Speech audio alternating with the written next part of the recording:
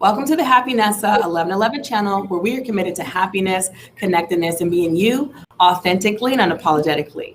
On today's Happy Life episode, we're going to be talking about the reality of embracing your other emotions that aren't happiness on this path of happiness. So what we're going to do is a high intro of the topic. I'm going to give you some practical examples thanks to Life's great suggestions on this topic, and then she's going to kind of wrap it up for us today. So the reason why we're talking about this is because on my spiritual journey and on my mental health journey, I will say, because those always haven't gone hand in hand, I've been someone who's embraced happiness, optimism. I've always been someone who naturally has been able to put a positive explanation behind anything, really. And that's healthy. That's awesome. And while that's the case, I learned on my journey that sometimes you can suppress your emotions.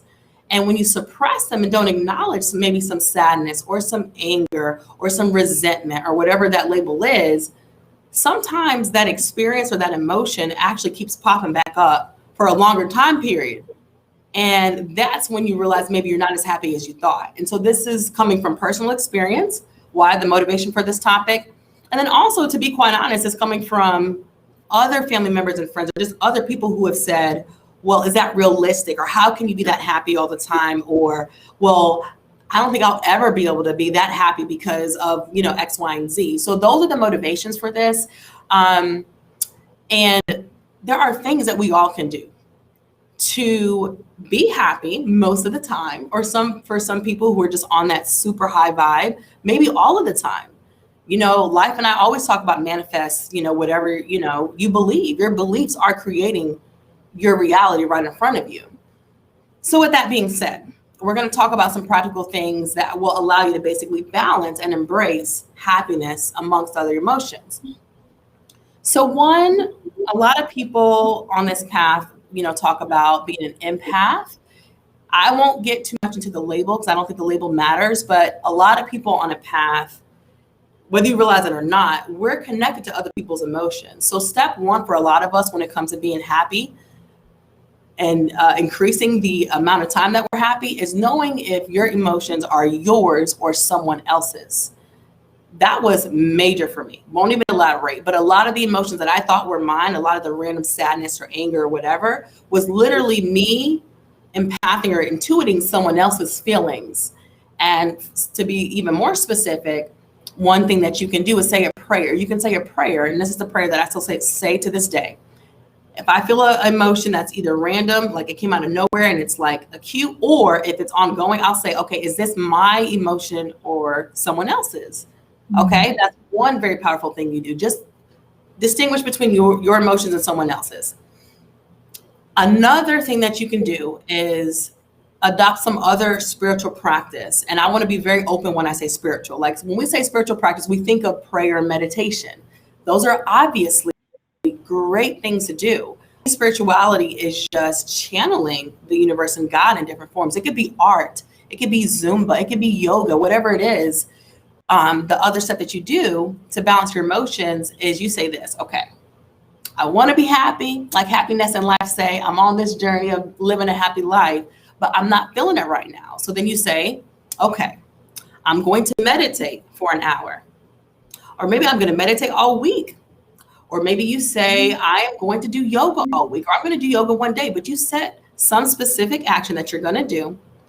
You have a clear intention and you say that you want clarity about this emotion, right? And so basically you're using a spiritual practice such as meditation, like I said, yoga, or even like I said, Zumba. These different things that don't always get a spiritual label are a spiritual channeling of the spirit. So that's a second way that you can basically help understand how to embrace any emotions that aren't happiness. And then lastly, journaling is one that a lot of people talk about, I know. So whether it is a spiritual person or a mental health professional, such as a psychologist, you'll hear them talking about journaling so much that, it's talked about a lot, but it's because it's proven with data that journaling in itself is very therapeutic and it helps people process their emotions. There's something about the act of writing. So with that being said, if you are, again, in a situation where you're like, again, I want to live this happy life, I'm committed to happiness. I want it, but I'm feeling something other than happiness. Well, two things. When you get out that journal, you can see if just literally journaling a little bit about what triggered you or what happened. If you have that awareness, if you don't, you can just start writing in general. And sometimes the act of writing opens up the clarity. Sometimes writing for even literally as little as a few minutes, and I'm speaking from personal experience, can literally take the emotion out of you. And you're like, okay, I was a little triggered by something. It's out of my chest. It's out of my conscious, subconscious. I'm good now. Like literally, I used to do this. I need to do it more often. That literally can be resolved within minutes. Sometimes it's bigger than that. Sometimes it's journaling for a longer period. Sometimes that journaling leads to clarity that says maybe there is a conversation with a family member or friend that conversation serves as therapy, or you go to an actual therapist or a counselor or a spiritual advisor. So this hopefully is clear, but if not, you know what? Life is great about bringing clarity to all the thoughts that I have in my mind. And so I'm going to actually allow her to wrap up the video. Add anything if you think that, something's lacking, clarify anything. But I think your questions that we had before even, hitting record were awesome as far as helping me organize my thoughts. Well, I'm just going to give a very recent example, like how I was feeling when we first started this conversation. I was feeling a bit of resistance. I was feeling something was a little bit off. And instead of like canceling it or honing in and just saying, what is the problem? What is the problem? What is the problem? We just sat here and we just openly had a conversation, took a little bit of time, and that raised my resistance. So basically what it is that, and so thank you, but basically what we're saying is instead of focusing your attention on the fact that you do feel these other emotions, instead of really trying to analyze them in that moment, try to separate yourself by doing a yoga, doing a meditation, or doing a journaling practice or anything like that you can use to raise your vibration.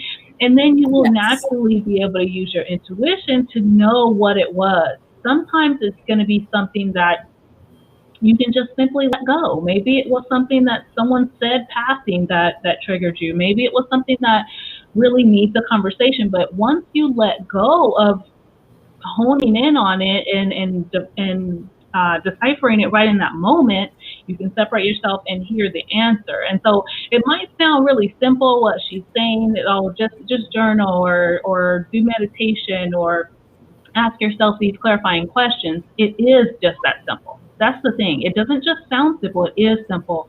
And God is always sending us our answers. So the minute we let go of it and kind of separate ourselves, we can plainly more accurately see and feel the answers that we're getting. And so that pretty much sums it up.